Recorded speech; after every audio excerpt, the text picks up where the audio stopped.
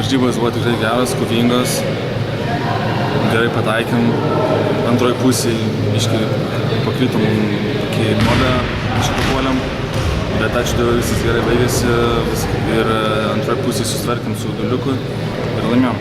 O kodėl į duobę patekom po pertraukos? Sunku pasakyti, per daug leidom atsikoti kamuolių puolime varžovams.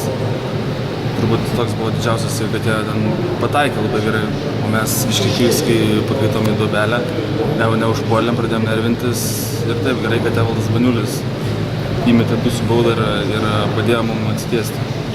Kokie dar dalykai padėjo atsitiesti, kai buvo tik +2 likę iš persvaros?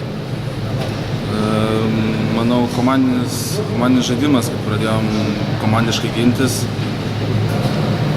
pradėjom atverinėti žmonės, neleidom pakartoti šok prie šoko su kamuoliu ir tas lėmė. O šiaip patenkinti, kaip šiandien pavyko susitvarkyti su planu?